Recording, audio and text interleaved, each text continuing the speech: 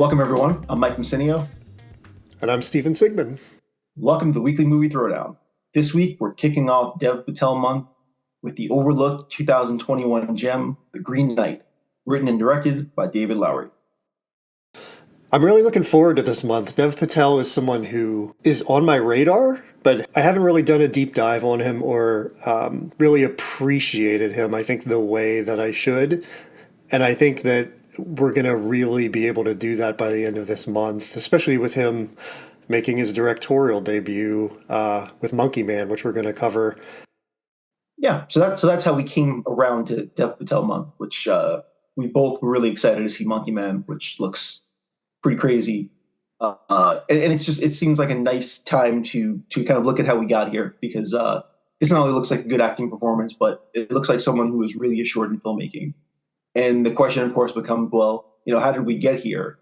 And I think it's not only because he's an excellent actor, which we will see, but the parts that he's chosen and the people he's worked with all seem to be really good at their craft. And clearly he's been paying attention. And so I think when we start looking at all these things that he's been in and looking a little bit closer at them, we'll get a better picture of not only what makes them want to cast him, but also probably the reasons he chooses to work with these directors that have very specific visions and how they go about doing things. And I'm excited to see how that ends up translating into the work that he ends up doing. Right, and I think we're going to get started with a really good one here. This is a film I actually did pay attention to him in because he's basically one of the few people who's actually in it. So, yeah, let's get going with The Green Knight.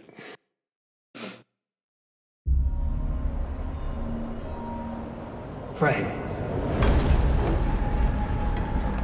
brothers and sisters, who can regale me and my queen with some myth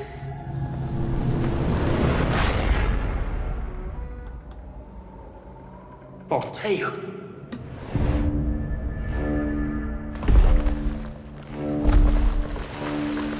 O greatest of kings, let one of your knights try to land a blow against me. Indulge me in this game. I will meet thee.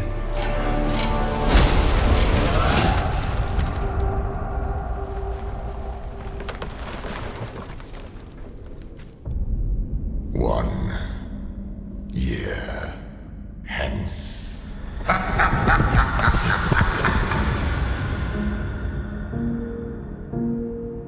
Another year nearly gone already.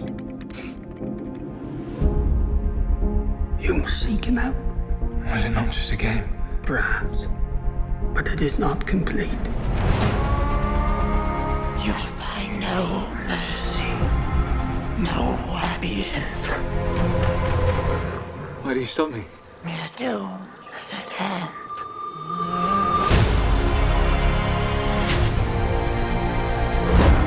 You rest your bones. I'll finish your quest for you.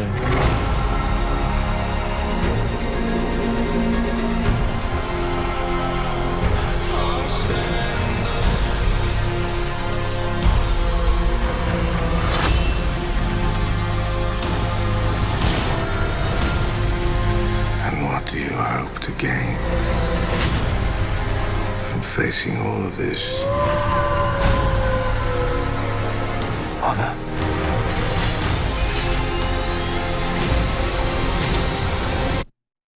That is why a knight does what he does.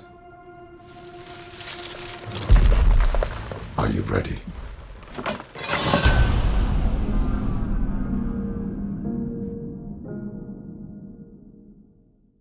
I love this movie. There's so much good stuff in it. It's really a simple story.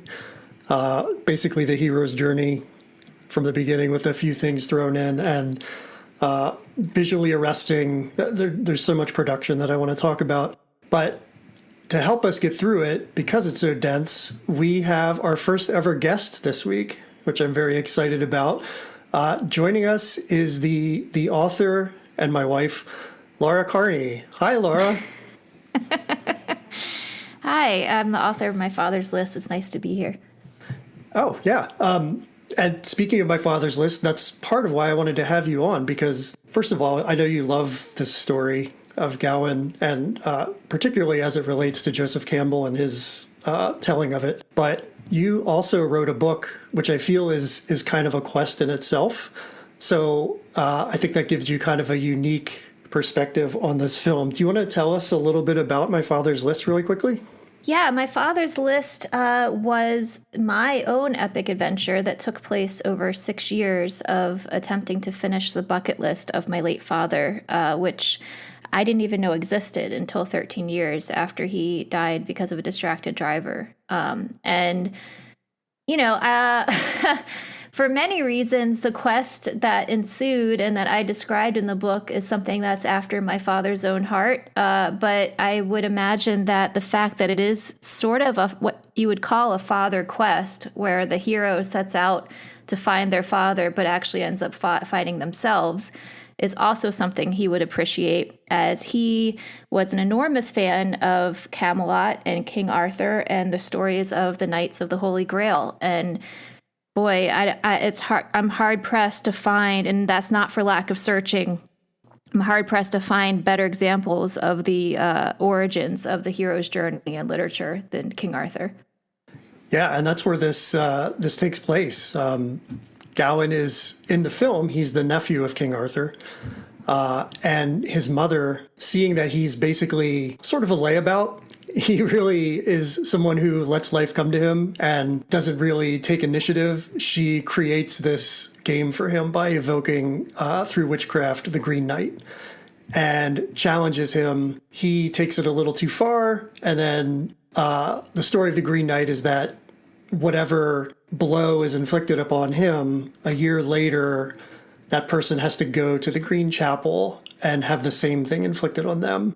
He could have just nicked the Green Knight, but he ends up cutting his head off. And so he has a year to think about going to the Green Chapel, basically to face his own beheading. And this film is kind of the story of that quest from leaving King Arthur and getting to the Green Chapel. And I think it's a stunning film. I mean, Mike, had you read the poem that this is based on? I was going to lead with that by saying, no, I did not. I was never I will be honest here and say epic poems were never exactly my favorite kind of literature. Like, I really like the Odyssey, one of my favorites. And I did like the Iliad. And that was kind of the extent of where my epic poems kind of petered out. So I never read this. I mean, obviously, after I'd seen the movie, I wanted to find out more about it and look at it. But this is where my lack of culture comes in, where I'll say, no, I didn't really do a whole bunch of epic poem reading in my life. I haven't read it either. Luckily, Laura has. And she can kind of expand on this a little. Well, another reason that it's good that she's here. Wow, that's what helps. Exactly. She's our Cliff's Notes. Especially since I, too, am a awful layabout like Gawain, which is why I had to go on the quest of my father's list. No, I'm just kidding. I don't think I'm a layabout.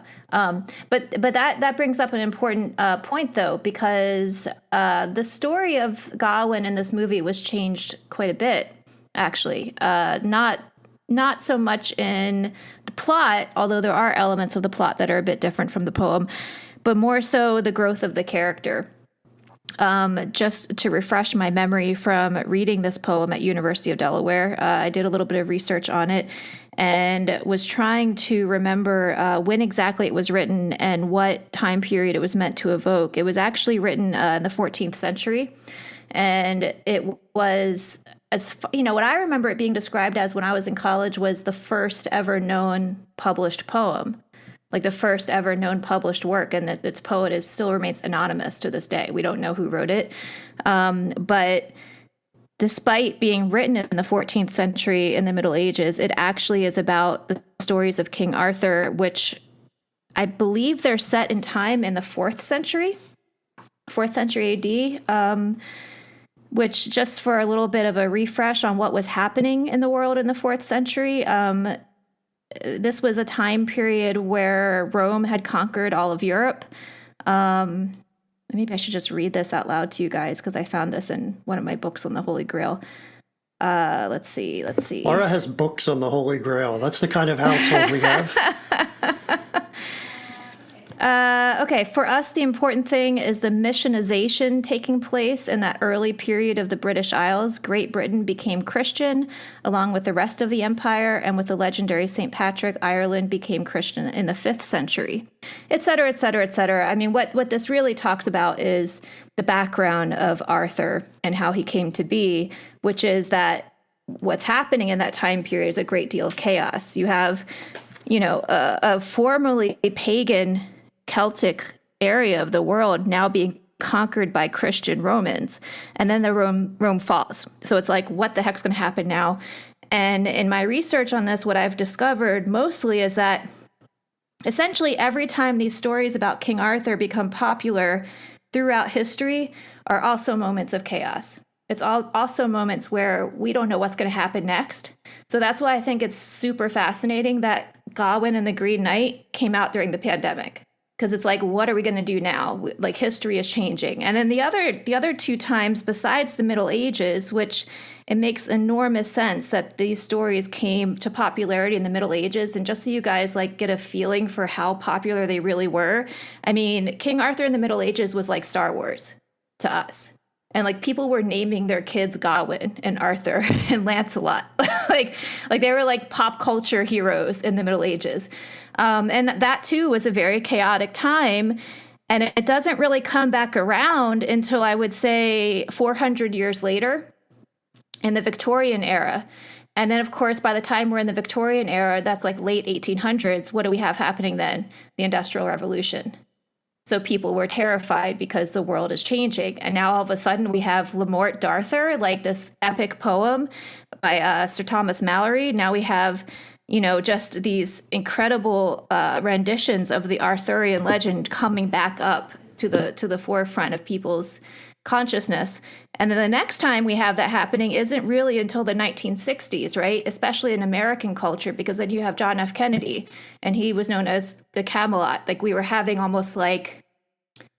like a resurgence of tradition, chivalry, moral values. They tried to identify him with that. And then I think that's when Camelot became a musical with Robert Goulet. I mean, I know that's the time period that my dad would have been interested in it. And then to not really have anything very big about Arthur, at least that I know of, until the pandemic, with Dev Patel now playing this very modern day version of Gawain. I mean, it is very modern day because now, what I wrote in my notes is that the Gawain that we're seeing in this movie is a Gawain who needs to learn how to grow up. And he's learning courage and he's learning bravery. And they even say to him, I think in the clip you just played, Stephen, they said, what are you hoping to gain? And he says, honor. And that's a young person's mission, is they don't think they have honor. They think they have to go on adventures and they're seeking that experience. Whereas the original Gawain, he wasn't like a layabout or a cad or any of the things that Dev Patel portrays in this movie. If anything, he was too saintly. He was this little like innocent youth who thought he had to be like, perfectly Christian and like a saint and have no flaws and no sins. And like that was his mission as a knight, because he already was a knight when he went on the mission. And what ends up happening in that story is more, he learns that it's okay to be human. So he learns that the fact that he fears for his life is actually like an act of self-preservation. And that's a normal part of being a knight. So it's quite the reverse of what's happening in this story. But I think it doesn't really matter, because I think what we're seeing a lot of times in culture with these Arthurian legends and stories is that they're always being sort of, what's the right word? They're always being tweaked a little bit for whatever time period you're reading it. So the original King Arthur was actually he was like a warrior king. He was, in the history of like Roman mythology, he was just this really strong presence. But then by the time you get to the Middle Ages, suddenly he's like very, moral and ethical, and just the whole thing is different. It's very romantic by the time you get to the Middle Ages. So I think it's interesting how with each iteration of Arthur and his round table, like different parts of the story are being emphasized. Yeah, well, the one thing you touched on that's important to mention, that yes, in this story, what's different is that in the original tale, he's already a knight. And so it's a slightly different story. In this one, the writer-director, David Lowery, deliberately took away the idea that he was a knight already to create the idea that he's going on this journey to feel like he's worthy of the role of knight. So that's the key part of the tale, and I think he tweaks it in that way to make it a little more of a straightforward hero's journey story, which is probably a good idea. I'm struck by the fact that I think the very first line that Gawain has in the movie is "I'm not ready," where he gets water tossed on him, and he's supposed to wake up and get moving, and he just says, "I'm not ready," and it's right out of the gate. It kind of means more than what is being said. It kind of sets up the whole character with that one line. This idea that he's just not ready to assume being a knight or a grown-up or someone that's responsible or any of these things, and it kind of takes you from there. Yeah, and that brings up a good point about, I was thinking about how circular time is in a lot of ways in this film, and there are great visual representations of it. We'll get into a lot of the production design later in the show because I think it's fantastic and I really want to talk about it. But it starts with him saying, "I'm not ready," and then at the end, I think his last words are, "Okay, I'm ready." So it brings this circle around, and then there's a lot of representation of that throughout the film, starting with the wheel, like the background of the puppet show that is put on about him in the year between when he fights the Green Knight and then has to go to the chapel. Can I just interrupt for 1 second and say that was one of my favorite puppet shows that I've seen in film. I would have sat and watched that. Like, that was thoroughly entertaining. I really liked it. I just think it was best puppet work since the Muppets TV show. But that's the first of several iterations of this. There's when he's tied up by Barry Keoghan and the other robbers, which, by the way, is almost like a shot-for-shot remake of a scene from Barry Lyndon, the Kubrick film. Pretty great. And also not the original story, so you can see that he's playing with things to make the story his own. But what I want to say, and just kind of get this out of the way, the elephant in the room, so to speak, I think that if you go into this movie expecting to see a King Arthur movie, that is not what you're getting, and expectations probably matter. And I think that has a lot to do with the love-hate relationship with this movie for those who have seen it. And as someone who kind of straddles the artsy side of movies and the really populist side of movies, I'm always taken by that when I watch certain kinds of things.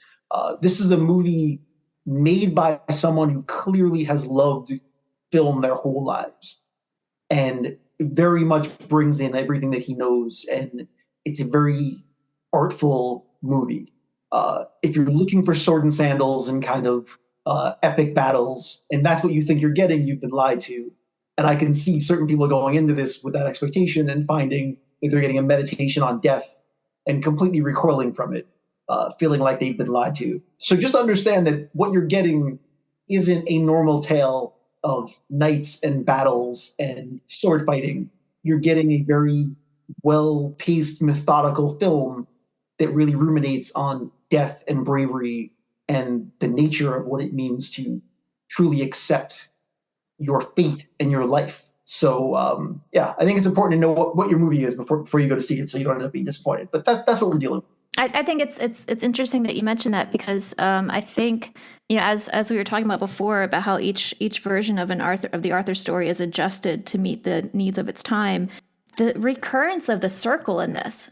I mean, the circle is supposed to be a feminine symbol. Like the circle is the round table. The circle is about equality. Like the reason the knights sat at a round table is because there was no hierarchy among them, and that part of that appearing in the Middle Ages so much was, I believe, because of the feudal system. I need to research a little bit more, but that would have been an ideal that people enjoyed. And I think to have that circle be such a huge part of this movie, and the idea of the fact that we're all mortal beings and we're all going to reach our end eventually, I think that's just a reflection of the time that it came out. It came out during the pandemic when we were dealing with this just, realization that, wow, we're all quite vulnerable to this disease that's going around, and I think that's highlighting that symbol and showing the passage of time and having it recur over and over again, like that would have been really effective for the way that they told this particular story. Also,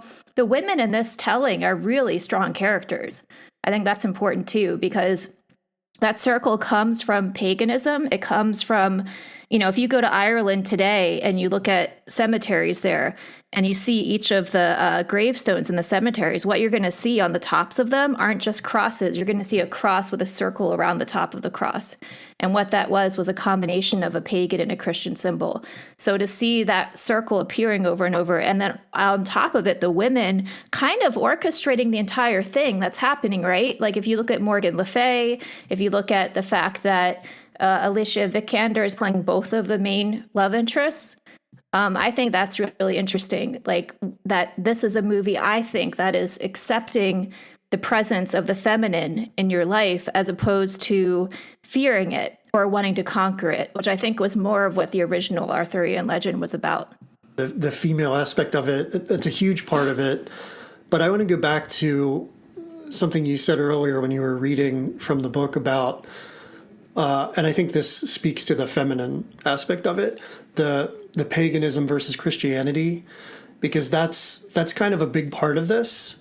With Morgan Le Fay and King Arthur, they're sort of opposed ideologies. And you see that David Lowery, the director, kind of made his bones as an editor for the last 20 years, and he's done really fantastic work in the sort of mid-budget area with a lot of films. And the way he cuts the scene where King Arthur around the round table giving his speech with Morgan Le Fay creating this spell, the way those two things play against each other is like masterful. And I also think that the guy who plays the Green Knight, Ralph Ineson, he and the woman who plays Guinevere, Katie Dickey, they were the parents in Robert Eggers' film The Witch, which is also very much about sort of a natural, like a pagan of the earth ideology versus, they're outcast from their village because they sort of denounce Christianity. And I think there's a lot of DNA between these two films, not just the actors who were involved in it, but that's important because the green aspect of this film is just so prominent throughout. I mean, it's such a treatise on the idea of nature and the earth sort of winning out in the end. And that feels very feminine, like you were saying. So I think, yeah, there's a lot of that here, and it's really cool. I mean, it's very much not what you would think a King Arthur sort of story would be. And I really love that about it. Well, I think it's important to bring up that you mentioned earlier on as well about this coming out during the pandemic. Now, of course, I mean, it was made before that, and that's the other part that's really important to discuss about it. It's not that it was made for the pandemic, just the timing is amazing, but it was also delayed because of the pandemic. And I think part of why I mentioned that it was overlooked in the first place is that its release date was caught up with a lot of movies that got trapped in that period of time where people still weren't going to movies in theaters, and it just kind of slipped through the cracks a bit. But, going back to the original story, this was supposed to come out in March of 2020. South by Southwest was going to show it then, and they obviously canceled South by Southwest in March 2020, so it never got shown. But what it allowed him to do was go back and take an extra 6 months to re-edit the entire movie. And I think that possibly speaks to the period of time. One, that the pandemic allowed him time to change it, but also, to your point, Laura, I can't imagine that the pandemic itself didn't now influence how he was seeing the movie as well. And then how in turn he shows it to us, because he's now interpreting these stories through what we were going through, and we see it through that prism, which changes how we see it. So I think a lot of it has to do with that period of time, which is also what takes a movie that's already very meditative and really kind of obsessed with death and almost expands on it and makes it even more of that because of just when it happened to come out and when it was made. I mean, I think, what's so paradoxical about this movie to me is that it almost has like a coziness to it. when you're watching it, even though it's so dark, like just literally the light is dark in it. You're in the Middle Ages, so it should feel dark, and there should be these just incredibly like verdant colors, like this vibrant gold and deep maroons, and obviously the green that's omnipresent throughout the movie. But it should look and feel like what the Middle Ages to have looked like. Although, of course, King Arthur was actually the 4th century, so a lot of what we know of what King Arthur looks like was depicted in the Middle Ages, so that's why it looks like that. But at the same time, this is an epic journey. This is, the hero's quest. It should feel big. It should feel expansive. But at the same time, the way this director chose to shoot this story feels like you're inside of a hug or a womb or something. So that also might, I think, be reflecting the presence of the feminine in the telling of it. I think that's a big part of David Lowery's directing style. If you see his other films, he's a sensitive director, and I think that's what you're seeing in this. He's just very like warm.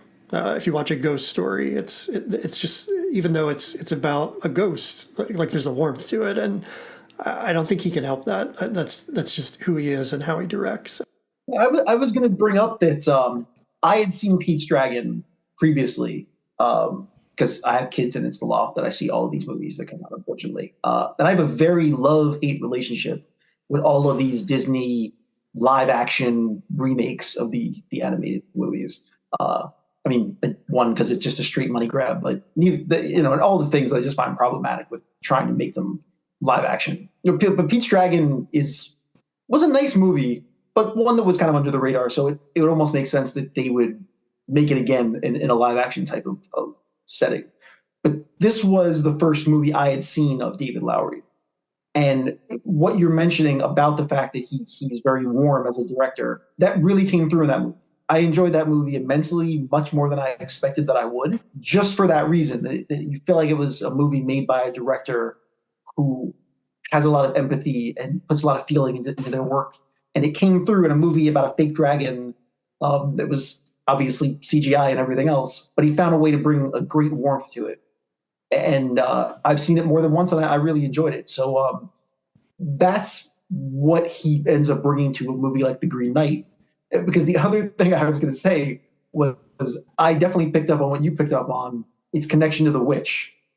But unlike you, I panicked a little bit because, as we've discussed before in a different podcast, did not enjoy that movie very much. I was afraid that was what I was going to be dealing with again. But it wasn't. I ended up enjoying this movie more than that one. And I think part of it is because of the director and the way that he approaches the material, where The Witch left me a little bit cold. They're two very different directors, even though I would say they share kind of a look, maybe not like a warmth, but a look. And maybe that's the A24, like $15 million budget look. I don't know. But something about David Lowery is that when I watched this and I started thinking about it, I thought, this is just a failure to launch that Matthew McConaughey movie, right? Because in that film, his parents, Kathy Bates and Terry Bradshaw, hire Sarah Jessica Parker to get him out of the house because he's been around too long.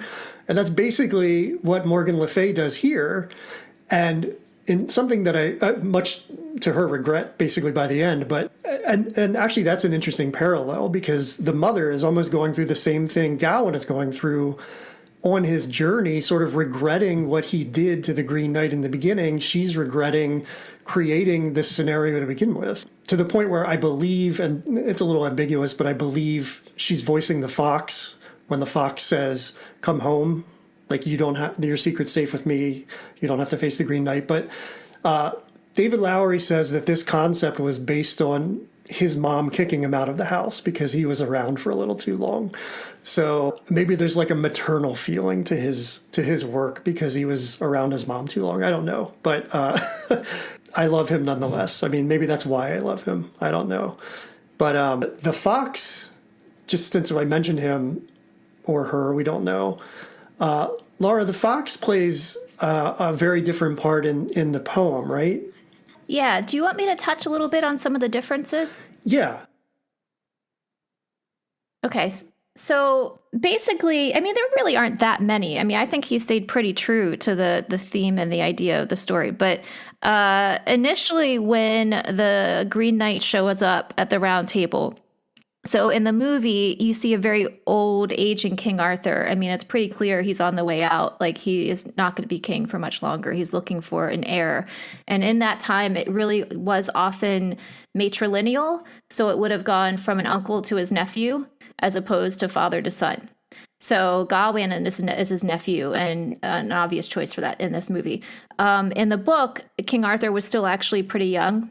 And it wasn't a situation where Gawain was like, oh, I need to protect my old nephew, so I'm going to be the one who steps forward and takes this mission and, you know, does what the Green Knight is asking me to do and lands a blow on him. And then a year hence, I will have to find him and receive the same gift, which is what the initial tale suggests. He actually does it in the book because he's just trying to prove his merit as a knight. And he's just trying to, like, I believe he said something like, I'm the weakest and the dumbest of all of us. So, like, my life is worth the least amount of all of the knights here. So I should be the one who takes this quest. So it was quite almost like a martyr kind of thing for him to do. And he's known to be like the most pure of all of the knights. Like there's a few Gawain tales. Every single Gawain tale is the same. He's the most pure. So that, of course, also differs very much from the character that Dev Patel is presenting us with. And I think it's just because it's not relatable. I think Dev Patel had to play a version that would be a little bit more for today, which is this young guy who is a bit directionless in his life and is just enjoying being a young man and all the pleasures that go with that without having any real sense of like who he is and what he's meant to do.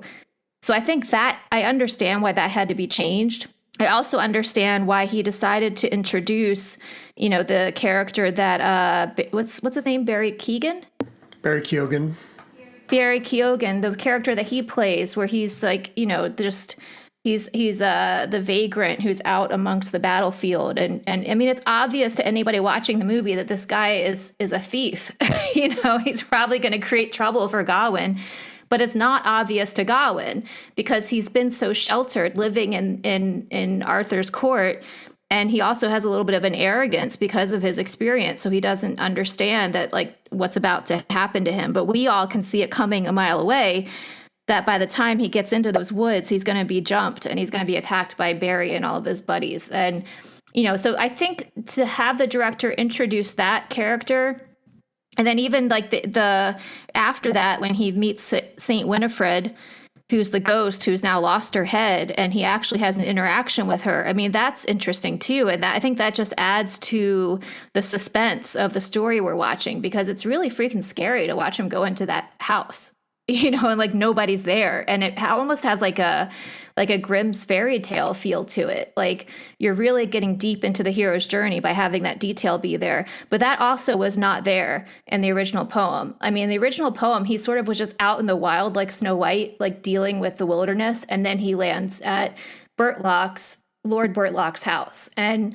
in the poem, Lord Bertlock is actually the Green Knight. He plays both people. Like, I'm so familiar with it that I actually thought that was happening in the movie, but Stephen rightly pointed out to me that it's actually a different man who's playing the Green Knight in the movie. But in the poem... But the character could be the same. I think Bertlock, the character, right, even though he's played by a different actor, I think he's still representative of the Green Knight. But one thing I think is really interesting about the movie is that we sort of can surmise, based on what we're being shown, that Morgan Le Fay is a sorcerer, or sorceress, I should say.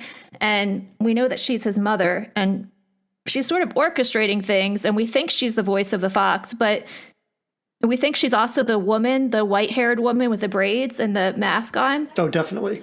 But that's never confirmed, though. Like, it's never, no one ever says, oh, she was doing this all along. Because it's a movie, and it's a movie of today, we have to piece that together ourselves, which is, I think, a little more satisfying as a viewer. You don't want that to be spelled out for you. Well, I think there's so much complexity to this film. Yeah. That, like, there's so much analysis that you can do because of the ambiguity throughout. And that's kind of what makes it fun. I mean, it seems like the poem itself from what you're saying is very straightforward, whereas there's a lot of interpretation here. Yeah.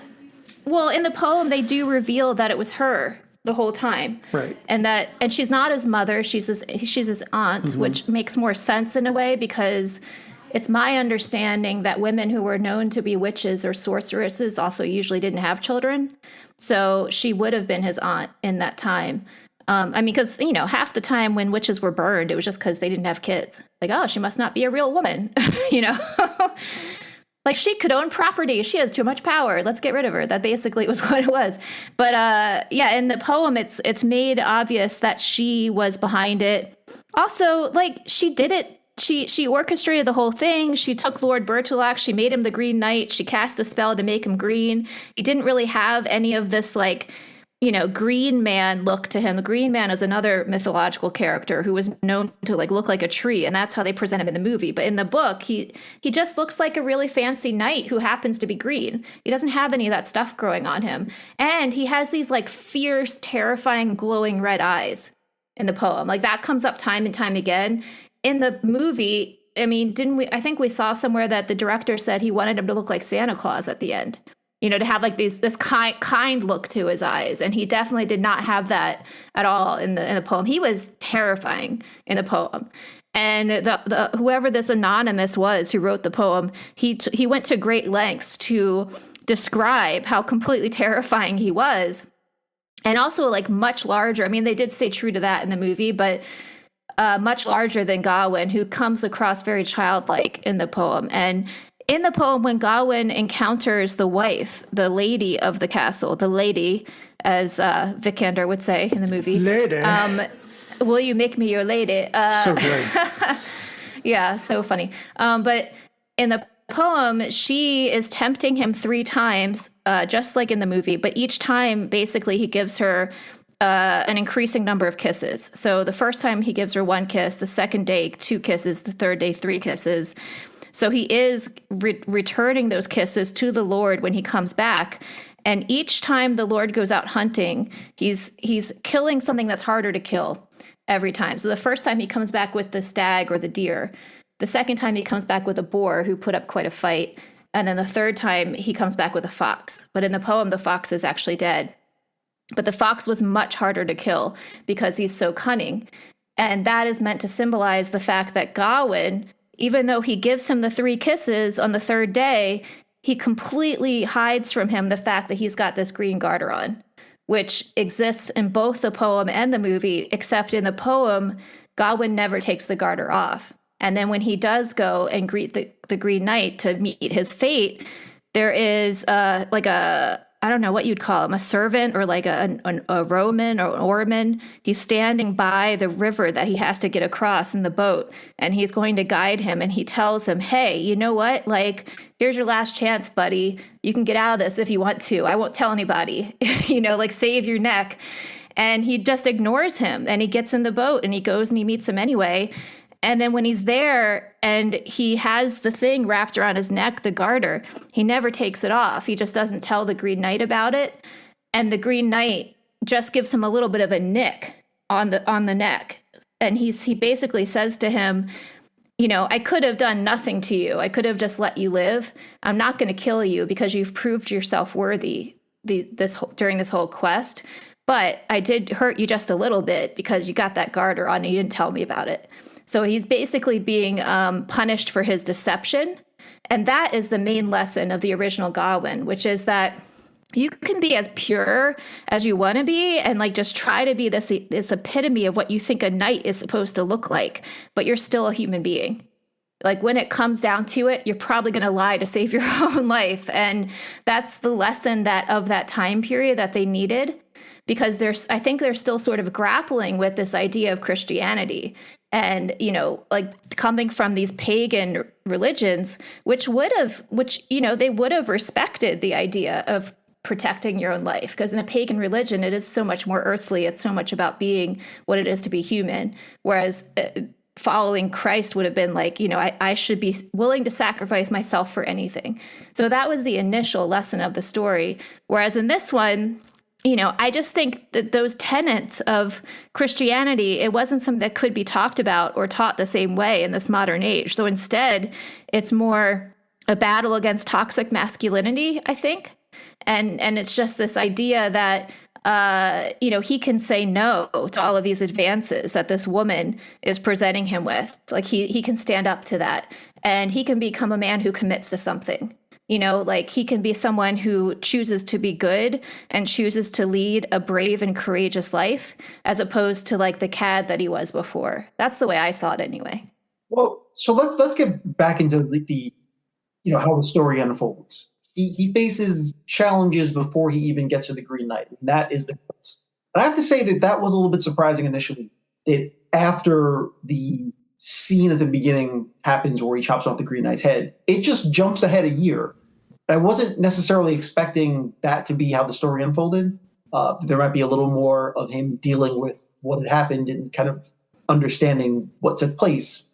But it just jumps straight to the next year. And he goes out on the quest to where he's supposed to go to meet the Green Knight a year later. And he encounters basically 3 challenges, 3 or 4. 3 main ones. And I guess the way you're supposed to understand the story is that each one of these obstacles that he faces is, again, a test of whether or not he will choose to be, in other words, if he will choose to be selfish or choose to be brave or to think of something other than himself in each of those instances. And in each instance, he almost chooses wrong. And that's how it unfolds. That everything that happens is an instance for him to grow up a little bit, and become a little braver and a little more accepting of leading a life of valor as opposed to a selfish life. So I don't know if you want to get into that at all.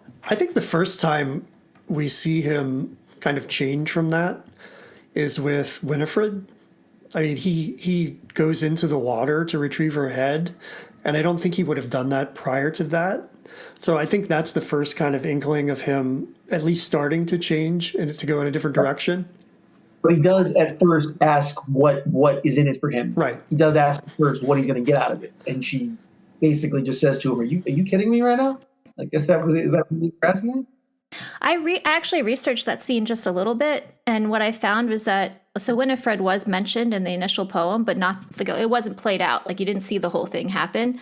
But the purpose of that scene was actually Winifred was someone who wanted to be a nun, and she had a suitor who was in love with her. And I think she describes it in the movie too. Like, he came to the house, and because he couldn't have her, he cut her head off.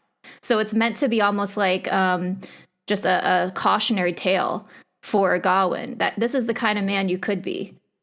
And the fact that he takes her head and he puts it back in its rightful place is almost symbolically saying, as you were saying, Mike, like, I'm choosing to be a good person and I'm choosing a life of something that is bigger than me, as opposed to just being self-centered.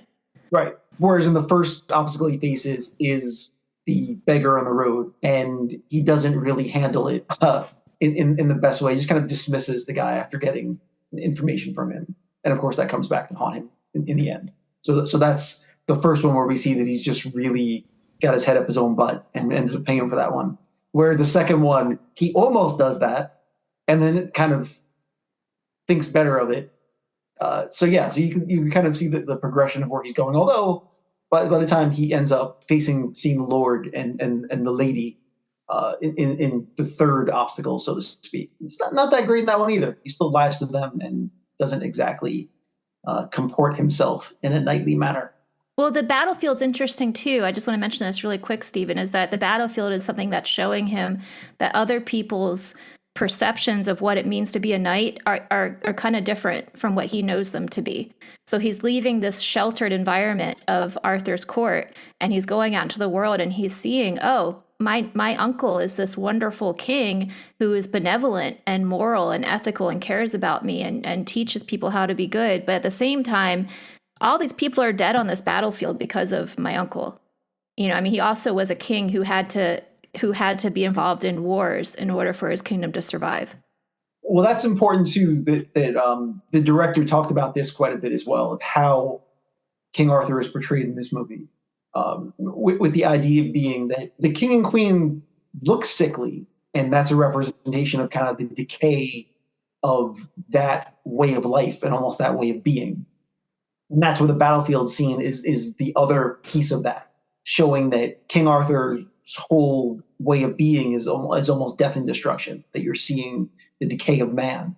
And that's what makes the portrayal of the Green Knight almost as something hopeful, which is that all of this will come to an end and will bring about a renewal of something better. That's getting real deep into it. That's the point of the movie, as I said before. And that's summed up in Alicia Vikander's monologue as the lady. That basically, like, no matter what you do, the green is going to eventually take over. And so that's the thing. I guess that this is a movie for people that love film, but also people that love literature. It's something that is asking you to look below the surface. It's someone that's asking you to break out your knowledge of metaphor and epic poetry and literature. It rewards that reading of the story. It's not something you can really take on the surface, especially because the ending in itself is ambiguous. And the first thing that I thought when I saw it end, I had a laugh when I saw the ending because I thought my father would hate this movie. And I told him so. My father is an old school guy who hates modern movies because half of them don't have actual endings. Every time a movie does, he's still angry about Inception like a decade later. So I watched The Green Knight and I just laughed out loud. I'm like, you definitely should not watch The Green Knight. This is not for you. You know what's so interesting about that, though, just to tack onto that really quick, is I think it's interesting how even with all the differences in this character, Gawain is a different kind of guy than the original Gawain. We're still left with the same message, which is that it's okay to be human and that nature is natural and okay and it's chaos and it's wild, but it's part of who we are. And I think we just needed it for a different reason in this time. Whereas in the original time, the 14th century, when this was written, you know, based on something that they were saying happened in the 4th century, this was a time where people were really striving to be virginal and pure and Christian and essentially their spirits above their humanity. And it was just an effort that was impossible.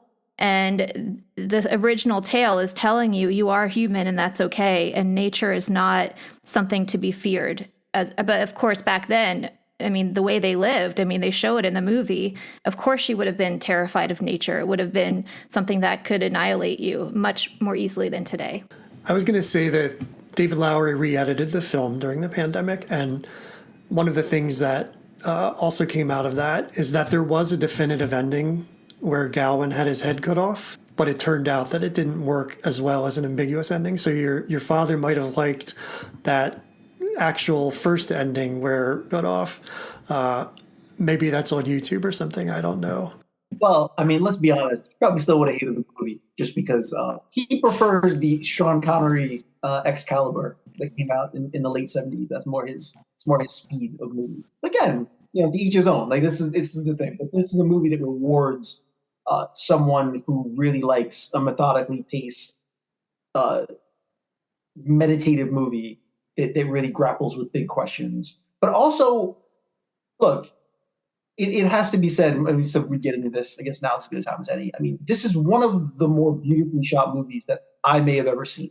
Many times, I think you could take the majority of the shots from this movie, and if you freeze frame them and printed them out, you could hang them on your wall. I mean, it's beautiful to look at. There are certain sequences that are really breathtaking. The use of color, you know, each sequence almost has its own color palette, and it's just so well laid out, and you can see what an eye he has for composition when you see the film. I actually paused the movie multiple times just to kind of look at the shot and see it because it was breathtaking. And it should be mentioned that it's shot by Andrew Draws Palermo, who worked with Lowery before on A Ghost Story, which is equally beautiful to look at. He kind of has his foot in the indie world, but actually a lot of horror. He did portions of VHS, which is an anthology horror series. He did Ty West's film from a few years ago. One of the things that I heard David Lowery talk about is how the budget for this was $15 million. So they didn't have a lot to work with and kind of how they got around it. And I think this speaks well to the story itself visually, is that they shot in Ireland, and a lot of the scenes that you're talking about, Mike, show Gawain very small in these wide open fields, just to show kind of him in the world and like what he's up against. And one of the big comps for that was Orson Welles' Chimes at Midnight. If you've ever seen that, it's stunning to look at, and it's just very wide open like that. So it's a great comparison between the two. That's actually fascinating to hear, because that is a movie I've loved as well. It's a movie I would love to watch almost purely for the visuals. So I'm really glad you mentioned that, because I didn't know that. That's really fascinating to me. Yeah, and since we're talking about cinematography, just the production design across the board with this film is outstanding. You have the music by Daniel Hart, who has worked with David Lowery on all of his films. Much like the film itself, we were talking about earlier, how it feels kind of contemporary, but also a throwback to when it was, what it's depicting. The music had that too, I think. It felt very of now, but also pulled from, like there were chants and a lot of the instruments from that time. The costumes were amazing all the way throughout. I referenced a couple times Guinevere's outfit with all the little pins on it when we were watching, because it was just so cool. Well, the other thing too to mention is that in terms of costume, just to mention this quick, which I thought was interesting, you're not only dealing with budget constraints, but they were also trying to keep the set animal friendly and vegan. So they had, everybody was supposedly wearing leather and fur, but they found all these other materials to make it look like leather and fur. Yeah. And did a really good job of doing that. So you really can't tell the difference. So that was just a thing that I thought was interesting in reading up the movie. Yeah, as a vegan and someone who wears those kinds of things, I'm surprised their budget allowed for that, because I find that they're usually super expensive. Yeah, they found ways of aging certain materials and messing with them to give the appearance of cracked leather and all those images without actually having to have leather or getting something cheap. Yeah, so really, really cool. Another thing that was really cool is this was on the Blu-ray that I have, but I'm sure it's on YouTube as well. The title cards throughout, the typography was done by a guy called Teddy Blanks. And there's just a great maybe 10 or 15 minute documentary about how he went through all of these old books and sort of scanned them and just pulled type from them and developed these different typefaces about how it would look. And he had them really consistent throughout. And that was actually another thing that changed because of the pandemic. They had the whole thing done, and David Lowery came back to Teddy Blanks like 6 months into the pandemic and said, why don't we just redo all of these titles? And if you watch it now, they're very distinct, and each one is kind of unique upon itself and sort of attuned to what it's opening, which I thought was really cool. That's, as a typographer, that's the thing I'm like totally geeking out over. So I was very happy to see not only the typography in this film, but a whole thought process behind it. It's Dev Patel month. We should talk about Dev Patel's performance in this. That's a fair point. We should probably bring up the actual person that brought us to this movie. So the first thing that I thought of when I watched this is right out of the gate, that's how great Dev Patel is that when you're watching movies from this period of time, you normally would be used to seeing, all lily white actors. Honestly, that's just kind of what in your head you picture. That's the way it's portrayed. And the fact that he obviously is not that, but not for 1 second did I ever think about it in any way. Like, it never dawned on me. It wasn't something I even consciously or unconsciously thought about, because he is such an engaging presence and such a strong actor that it felt completely natural that he was there in that environment, and it wasn't even something that crossed my mind, which again just speaks to what a great screen presence he is. Yeah, and his mother too, who's played by Sarita Choudhury, is fantastic. Yeah, she was. I remember her from Homeland. She played. She was Saul's wife, actually, in that show, if I remember correctly. And she wasn't in that show a lot either, but she's just an amazingly strong screen presence. So seeing her in this didn't surprise me at all because that's the way she came off in that show.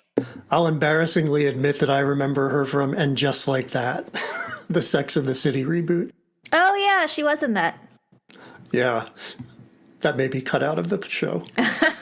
Dev Patel, he has this characteristic that Leonardo DiCaprio has, which is that he's very boyish, and it doesn't matter what you do to try to age him, he still looks very young. And they do a good job of aging him toward the end of this, but I found it a little hard to believe because he still just looks great, and very youthful. And that's kind of a characteristic that he brings to the table in every role, and that's why he gets cast, and it's perfect. So as long as he's playing these roles like that, Monkey Man, probably a little different than that, but everything else leading up to that, he's great at being young and growing along the way. And, what a more perfect role for somebody like that, I think. Yeah, I agree. I think the other element that's interesting about him is the director said that part of why he cast him is because of his likability, that he's just naturally a very sweet, kind-hearted person, and he had to have someone who had that presence about him in order to play this role, in order for us to keep rooting for him, because really he's doing some crappy stuff sometimes in this movie, and it's like if he actually seemed pretty unlikable, you wouldn't care anymore. You wouldn't care what happened to him. And I compare it to, for a more recent reference, Mark Ruffalo in Poor Things. Because if you've seen that movie, Mark Ruffalo plays a cad. And what we know of Mark Ruffalo in almost every role he's ever played is he's usually a nice guy. So it's sort of like it makes the character work better because this is play pretend, this is make believe, this is not really, and there's just something about it that makes you root for the cad sometimes a little bit, or want to be interested in him and what is his story and what's wrong with him and why does he act like this. And it's you don't just dismiss the person if that actor has a likability to them. That's all I'm saying. Yeah, well, see, what I thought about was we had talked about Josh Hutcherson in The Beekeeper, and if Josh Hutcherson played this role, I don't think we'd have as much feeling for it because now we know that it's fun to hate Josh Hutcherson. Now we see him in that way. So I don't think we root for him the same way we were for Dev Patel. So that's probably true. Whatever the length of the film, he's basically on screen the whole time, which is a tough thing to do. So he's perfect for it. And I don't know if he should have been nominated for an Oscar for it, but I feel like this film, the writing in particular, should have at least had some sort of nomination, but it didn't. And that could have something to do with the year, too. Yeah, that's why I mentioned that I thought it was overlooked in a lot of ways. I think it was overlooked by filmgoers. I think it was overlooked by the Academy. I just think it fell into this weird kind of hole in where it didn't get seen properly. And I think that's also why it didn't get the award recognition it probably deserved. At the very least, how do you not get a cinematography nomination or something like that? I can't think of a more visually arresting movie in the last 5 years that I've seen. Yeah, and if it came out on time, it could have easily gotten an adapted screenplay nomination over the Borat sequel, which was nominated for an Oscar. So that's kind of the unfortunate result of the pandemic. But I think David Lowery has it in him to get something down the road, so I'm not too worried about it. There's so much to talk about in this film that I think we could talk about it forever because it's so ambiguous. But, we kind of have to wrap it up somewhere. So can I ask you guys really quick, though? There's 3 parts that I'm still grappling with. Well, because I think sometimes when you see something for the first time, it's like, how do I feel about it, right? And that, as a viewer, it's supposed to hit you immediately what you're supposed to feel, and you don't have to do research. But color plays a huge part in this movie, and I don't think, other than green, we've talked about that very much. So, originally in the heraldic tradition, Gawain wore gold, and it was because gold represented purity, and he was meant to be a very pure person or pure knight. In this movie, though, we see the green, it represents the same stuff, nature, time, death, etc. We see the brown on the hunter, which is supposed to represent nature and the hunt. We see the blue on Alicia Vikander, which is supposed to represent truth. We even see red, when he dives into the spring to get the head, because that's supposed to be the lust that ended up leading to St. Winifred's death. But when you get to the scene where he's with the talking fox and he's about to get in the boat, it's yellow. And I felt the way that was being communicated in the movie wasn't that gold of purity, but rather like a yellow of cowardice. And I'm just curious what you guys thought about that. Yeah, that's the important part, that you're right. The yellow shows up, and the yellow is shown in his vision as well of when he leaves, and then goes on to live his life. Like, that is tinged in yellow, and I think for that reason, to show that's the cowardly path. Oh, the flash forward was yellow? Right. As he like when the Green Knight, when he leaves, and then it shows you what it would be. That initial part is actually tinged with yellow, and I think that's exactly to the point. That's the cowardly path, that he could leave, and he could live this kind of hollow life of symbolism, and it's portrayed in that way. So I think, my thought would be that's how you would take it. I don't remember, though, that in the actual scene at the end, after he sees all that, if that's still yellow. I can't actually remember. So. Well, I think that's another ambiguous thing. I mean, you could look at it that way, but then when it's time to get chopping, he takes the garter off. So maybe it's setting the tone for that heroism and that yellow that you're talking about. And Lowery did talk about that a little bit, how he starts out with this bright gold cloak at the beginning, and it just kind of fades and fades and fades throughout to kind of represent, I don't even know really represents, but it's much more faded by the end. That's really interesting. I didn't pick up on that at all, and that makes a lot of sense. And that covers my third question that I had. So the second one, though, was when the knight says to him, "Off with your head," as a joke, and kind of goes like this. What was your instinctive response to that? Like, what is the joke in reference to? Well, I think that's interesting as well, because what I would love to know is if in the original ending he still reads the line in the same way. Because the way the line's read, based on that, I portray it as that he survives. That the whole point was him getting to a point where he could accept his death and then he can go on his way. That's how I would interpret it based on the ending that I see. And I can't imagine him reading that line in that way with a twinkle in his eye, almost in a joking manner, and then just chop the guy's head off. Like, that would be so jarring to me, which I could understand that if it was from that way, why they reacted that way to it. Because I would be like, what the hell? Like, what? I thought, like, this was just a lesson. Like, what the hell's going on? So I think that's the ambiguity of it. Does he cut his head off or doesn't he? Like I said, there was the initial ending is that he did chop his head off. Right. So that didn't play very well amongst the crew.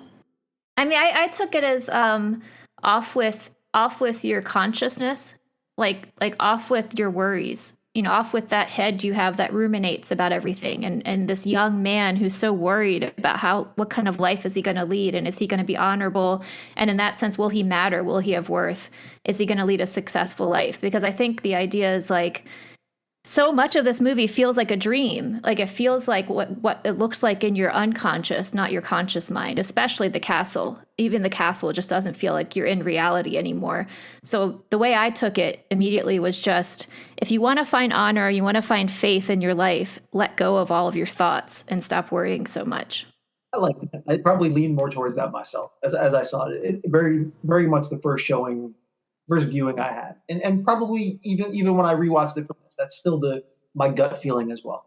Yeah, and I think that's why it made it such a perfect pandemic movie, because that's what we were sort of all dealing with, was a comfort level with the uncertainty of what was about to come. I read David Lowery said something about after they changed the ending, or after they decided that it wasn't going to be literal, or with him cutting the head off. He wanted it to have a Sopranos ending kind of feel to it, where it's questionable and fades to black. And I think he does a good job of that. But there is a post-credits scene, which is equally ambiguous. I don't know what were your interpretations of that?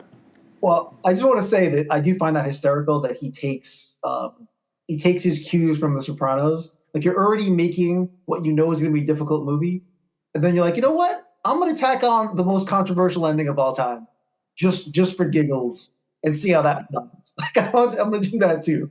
So I mean, it could be secretly feminist, though, guys.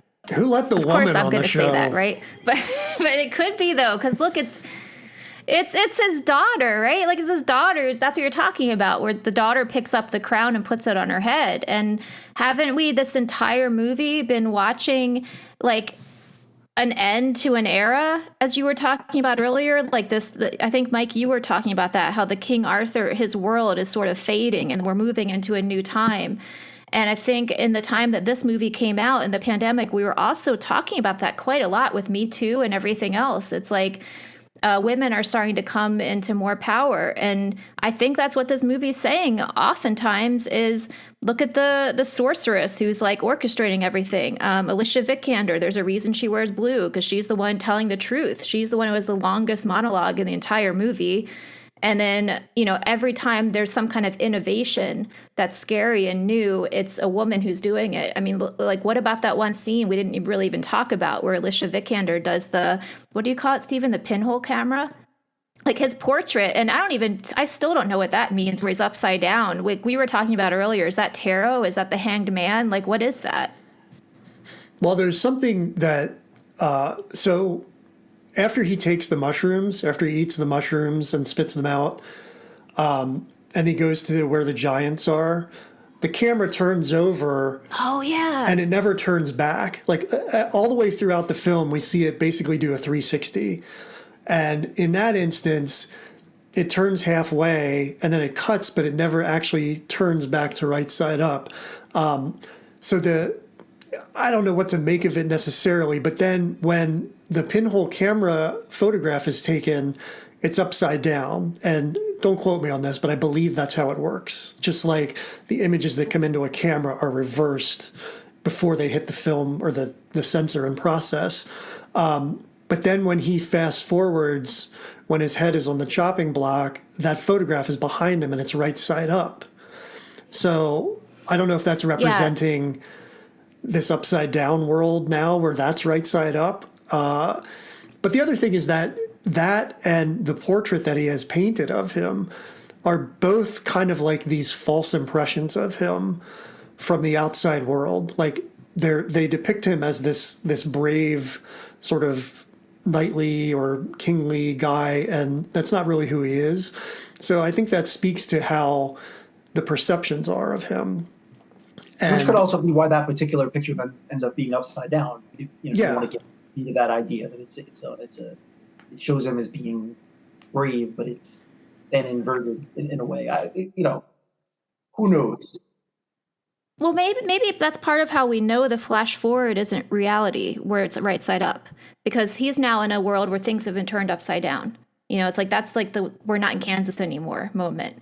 And then you see, because he's still technically in, or as Stranger Things will put it, the upside down, you know, he is having a pinhole portrait taken where, of course, he's upside down. And then when he imagines his potential future, if he were to deceive the knight and just run away and then pretend like he succeeded when he goes back home, it has to be right side up, because that is just, it's not real. Like, I mean, maybe the whole being upside down thing is like, look, we're humans and we have flaws and we make mistakes. And we need to accept how we are. This is our condition in life. Whereas if it were to remain up, right side up, both the camera and the pinhole camera picture, and when I say the camera, I mean the camera of the movie, then that's just being a false patriarch who's showing success but not showing the actual person underneath. I feel like we're back in our dorm rooms or our common area discussing the mysteries of life. Should we eat mushrooms? Yeah, that's what it does. Yeah, I already did. I didn't tell you guys. That's what I was chewing earlier into the microphone. That's what the movie makes me feel like. Like I'm back as an undergrad, like contemplating the deepness of the world. Isn't that what makes a good movie? Right. Those kind of movies that people like us might love. And other people just don't care for in any way. And, that's fair. So, yeah, this is kind of a movie that stays with me that I can think about days and weeks later and kind of parse every little thing and understanding that because he's so meticulous in how he goes about making his films, that everything has a purpose. And that he spent an extra 6 months editing it. There is care and precision in everything that you see. And it makes you think that much deeper about what you're seeing and what it's saying to you. And I think that's kind of on brand for A24, who distributed this film. They're known for these sort of mid-level budget films that are a little deeper and primarily visually arresting. I mean, almost all of their films are incredible to look at, but this is what we need more of. We need more of these small films that have a lot of care in them and not CGI epics that are plot driven, like I want to talk about movies. Yeah, I think that you always think about it's hard not to think about the future of movies, especially now. And we've all seen certain kinds of movies go away, especially the mid-budget movie and all of that. But yeah, for us, for people that love movies, there has to be a place for films like this. Low to mid-budget movies, they do something other than blow things up and are filmed completely in green screen. Even though there are visual effects in this movie, so I'm not saying there's no place for that. But again, there has to be a place for these kinds of more thoughtful movies in the marketplace, and hope that they find an audience and hope that they continue to be made. So not to show for A24, but that's what makes something like some of those A24 so important, that they're still championing these kind of movies. And they're running the Oscars. I mean, if you look at the things that they've done over Everything Everywhere All at Once, that won how many Oscars 2 years ago or last year, and Moonlight won Best Picture. Like what A24 is doing, there's a clamoring for it, and the more like the deeper we get into a post-Marvel era, I think you're going to see more of this. I mean, last year we're going to see at the Oscars tonight as we record this, you're going to see a lot of independent films, because last year was incredible for the mid-budget film.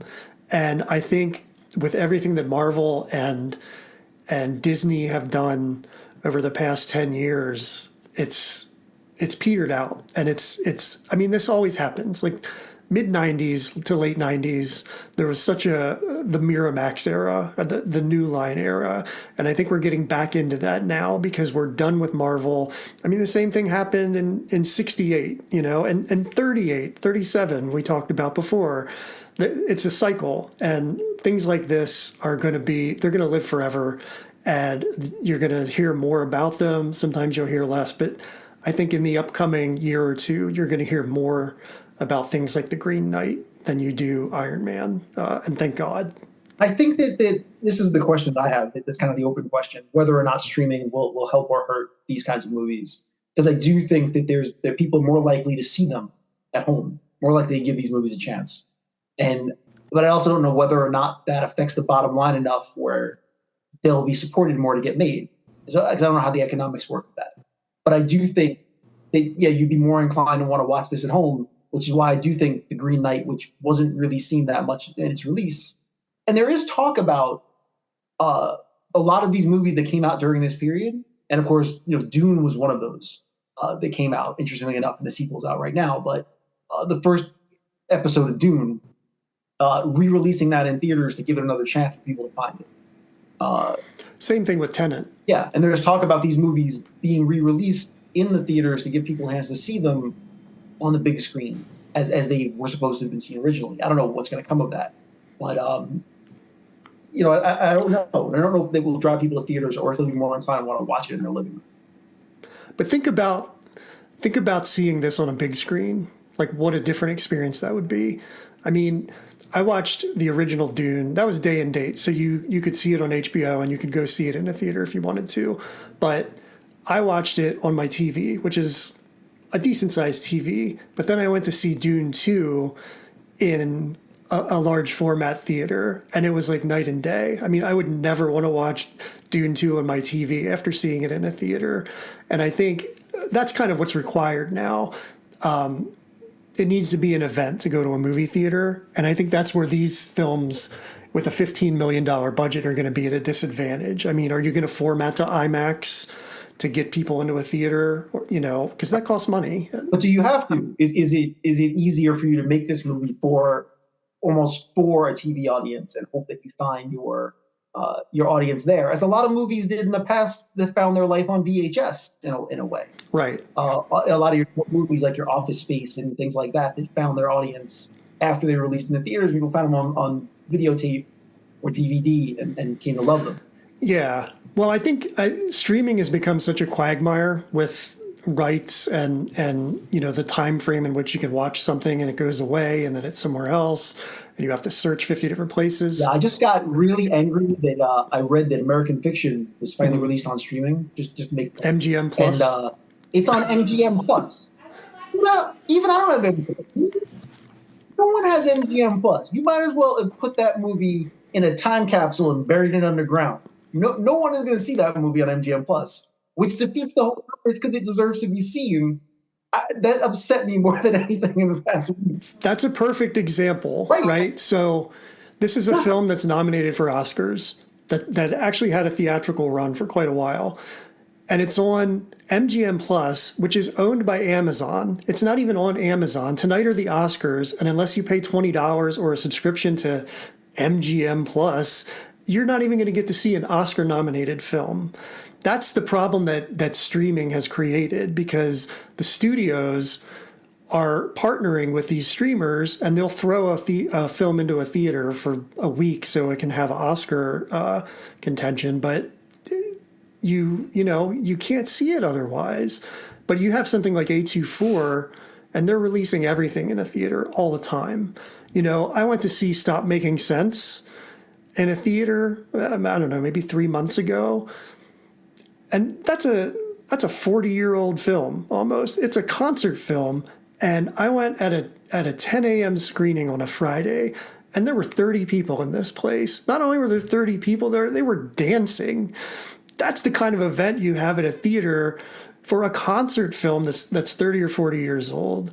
So for studios who are just killing things like Coyote versus Acme that Warner Brothers has scrapped, something that they made that no one will ever see, according to David Zaslav, because they're putting all their money into streamers, you're missing out on this theater experience. And meanwhile, theaters are dying. But I think thanks to people like A24 or companies like A24, they're coming back. So, more Green Knights, like more $15 million budgets. And as Marvel and Disney and, Lucasfilms just continue to put out garbage on streamers and tank their reputations and lose money for Disney, I think this is where that resurgence comes back. And I'm here for it because, man, I'll take Moonlight over the Avengers every day of the week. And I'll see it in a theater. Can I ask you a question, Stephen? Yeah. You were talking about the cycles earlier, which I thought was really interesting because we were also talking about the cycles of King Arthur and how it's been popular during these certain specific periods in time, like the Middle Ages, the Victorian Age, the 60s, etc. What is there about these indie films coming back and being really popular? Like I think you were saying in the 70s and in 38 that happened. Like what's happening in culture that makes that happen? How do you explain it? Well, it's different each time, and I just think that it's studios being out of touch. They're investing all of this money into, like in the 60s, it was, television had kind of taken over a little bit, and then the culture changed. There was Vietnam and a new generation of people, and they weren't interested in the stuff that the guys who ran the studios in the 30s, who were still running the studios, were putting out. But instead of listening, the studios decided, well, let's put more money into fewer films and make big budget musicals and epics. And it just didn't resonate. And at the same time, you had this up and coming crop of filmmakers like Lucas and Spielberg and people from Europe like Polanski, and they were giving this new generation what they wanted. And I think it's going to happen now too. I mean, I don't know. I don't think the stuff that they make a ton of money off of for a while lasts very long, because I don't think outside of, there's just not as much depth to it. It's a plot-driven movie. that's going to sell to 4 quadrants and overseas, where, you know, there's not a lot of character development, so you don't have to figure that out for an audience that doesn't understand English, but they're going to pay to see explosions. But that only goes so far. I mean, I think, and especially with Marvel, I mean, they've burned all the cool characters. Like you're on second tier Avengers now, and they're just not interesting. I don't know. Mike, what do you think? Well, you know what you're getting. Every time you watch a Marvel movie, you know what you're going to get. It's the same. That's what you're getting. Well, that's the thing. I mean, once you do a 23 movie run that is really successful, you kind of cover all the bases. There's just no way to tell a new story after telling it that many times and doing it well. Yeah. I mean, I'm someone who believes they did a really good job with that stretch of films. But every movie that they've made since then just feels like a retread of something else. And it's very hard to get out of that. And when you're being compared to yourself because you've done so much work, you're in a death spiral at that point. It's become very hard to top yourself with characters that are second-tier characters. So yeah, it's really hard to pull that off. It's sort of the fate of every franchise, right? I mean, you go back to The Well one too many times. Right. Our beloved Rocky certainly suffered from from that with some of those later films. And I'm waiting for the John Wick blowback. You know, how many of these films are they going to make that are basically the same and people will get tired of them? Well, if they bring John Wick back to life, I think you might start to see some backlash. That may be. Well, there's a new TV show that they're pitching about it now, in addition to The Continental, which is already a TV show, isn't it? But I think that's a prequel. I think that takes place in the past. So, like, if they literally right, but it's nobody cares. But you know what's really funny though? Like this movie that we're talking about today, we're defining as an indie, and it's so fresh and new, and we need that now instead of these Marvel movies or whatever else these epic, really money-making ventures are. It's based on the oldest story ever written, except for the Bible. Like, that's ironic, right? And look at, you know, it goes to show you how it's like Mike, you and I talked about how Elmore Leonard had a tone that went through all of his books, and the films were dependent upon the director that told that story. And this is the same way. I mean, the hero's journey depends on who's telling the hero's journey. If it's somebody without vision or creativity, it's going to be the same, like, basic nonsense. And if it's someone like this, where I think this is a wholly unique film that, you know, takes this story, and there's so much of a difference to it. Like, there's a real understanding of, like, story to script to screen in this film. And that's what you need. I mean, you need that vision to make what I would consider a good film, like something that people are going to talk about, and not just like, oh, did you see Captain America throw a shield or something? Like, just, I don't know. I mean, there's artistry to it. Yeah, as we know, we've seen enough movies in our lives to know there's only so many stories to be told. Yeah. And especially this one, Hero's Journey is the most classic story of all time. You're going to see it a million times. We've seen it a million times. We'll see it a million more times. Yep. The question is, how do you tell it in a new and interesting way? Right. And the Green Knight really figures out a way to tell it in a way that it leads you to keep talking about it after it's over. And I think that's very hard to accomplish in this day and age, especially with James who've seen this exact story in everything from Star Wars to Rocky to everything else, right? And what's so cool about it is that it's taking that original source material. It's not even building, like, you know, space cowboys on top of the hero's journey. It's taking the original hero's journey for the most part and telling it in a contemporary and unique way. And I mean, I think that's wholly unique and visionary. So, and that goes across the board. I think David Lowery is great at bringing collaborators in who share a similar creative vision, who are thinking differently. And this is just a culmination of that production-wise. And yeah, I'm so happy we talked about it, because it's, we don't, after coming off Elmore Leonard, I don't think we really get to dig too much into artistry. But we should wrap it up. I feel like we've been wrapped up for a while, but we do want to talk about the numbers real quick. So let me just throw those out before we go. Rotten Tomatoes score for this with the critics is 89%, which speaks to what I'm saying. Like, the smart people get it. And the audience. Not even the smart people get it. I think that does speak to someone, people like us that watch a lot of movies. You watch so many movies. Right. You dismiss things out of hand that look like a million things you see. Right.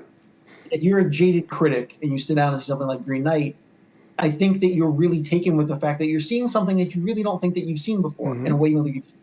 Right. And I think that leads to why a critic would probably love this movie, because it's almost new to them. Yeah. So that's just my 2 cents on it. But the audience score significantly lower at 50%, which is interesting. I'm surprised by that. But that doesn't surprise me either, because like I said, if you look at people like my dad, they go to see this movie thinking they're getting one thing, and then they're getting something that they probably weren't expecting, and they have to discuss color palettes and whatnot, and they're going to be like, "F that! I'm not watching this movie." Your dad must hate Soderbergh. I don't know. We haven't discussed that. I think that's the thing. You're looking at something. It feels like you're watching literature. Mm-hmm. There's a certain segment of the population that's going to be like, "Screw that! I'm not watching this." So, and I can see people having a visceral reaction to it, where it's like getting angry that they thought they were getting one thing. They thought they were getting Gladiator, and they're getting The Witch instead. Right. And I can see people responding to that in an angry kind of way. So, ironically, most things that are made these days are adapted from books. So those people are actually watching books all the time. But again, it's in the storytelling. So the budget for this we mentioned was $15 million. It only made $19 million overall, probably pandemic related. It came out in 2021. There was still a little apprehension about going back to theaters, but I think it did find a bit of a home on streaming, like you talked about, Mike. I'm streaming right now, so I would recommend people go out and watch it. Just take a look at it and see what you think about it. Because, it's putting me there. Yeah. Opening weekend, it came in second. It made $6.8 million, beat out by Disney's Jungle Cruise, which came in with $35 million. Go Art. Actually, Look, you know what? I also watched Jungle Cruise. I did watch it at home, with the family. I have seen it. Mm-hmm. It wasn't terrible. It was okay. Is that the one with The Rock and Emily Blunt? Emily Blunt, where you're like, what the hell is Emily Blunt doing with this movie? But that's what makes it good. And The Rock is actually pretty entertaining. So. Wow. I actually misspoke. I said it came in second, but it came in third. Jungle Cruise made $35 million. At number 2, at $6.8 million, M. Night Shyamalan's Old, which wasn't terrible. One of the better Shyamalan films of the last 10 or 15 years, I have to say. Green Knight came in right behind it, also with a little under $6.8 million. Number 4, Black Widow at $6.5 million. And number 5, Stillwater with $5.1 million. Black Widow is interesting in that 5 because that's I think that was day and date as well, where it came out on Disney at the same time as in the theaters. And that was a big controversy. I think that was the first Marvel film to do that. So you have to wonder what the streaming did to the box office there. It would have been much higher maybe if you ask the people that made the movie, they think it did quite a lot, which is like the lawsuits and everything else. So, right. I don't get Disney. All right, that's it. Laura, thank you for coming on, being our first guest, and you did a great job. I'm very happy that you were here. Thanks for coming on and giving us some literary understanding of this movie. Thank you. Can I leave you guys with one last literary note? Mm-hmm. Of course. So I just realized I've been remiss because we never talked about the star. Do you remember seeing the star in the movie? Oh, the five-pointed star. It's in the middle of the round table, and it's on the shields, and it's on King Arthur's necklace, and so that was the symbol of King Arthur's court. Mm-hmm. And it's not just a regular star; it's a pentangle. which means it never ends. Like it's linked, almost like a Celtic knot is linked in the way that it's represented. And that actually stands for, it's a symbol of endless truth. It stands for eternity. So I think that really does speak to why this story will never stop being popular. It will never stop being good. But as you said, it takes a really good director to really bring it to what it needs to be today. So that was like super fun to go back and unearth all of these old symbols, but in a very new way. So thank you so much for having me, getting the chance to do that. No, I love that. That's a really good place to end too. But like, no, it's a nice end. What's good will always be good. Yep. Depending on how you tell it. Laura, where can people find you? You can find me on bylauracarney.com. That's my website. And if you're interested in the hero's journey, please go read my book, which is a woman on a hero's journey today. It's called My Father's List. Perfect. All right, everyone. So be sure to join us next week. You can find us online on your social media. We're at Movie Throwdown Pod pretty much everywhere. So check us out. And we will see you next time. So long.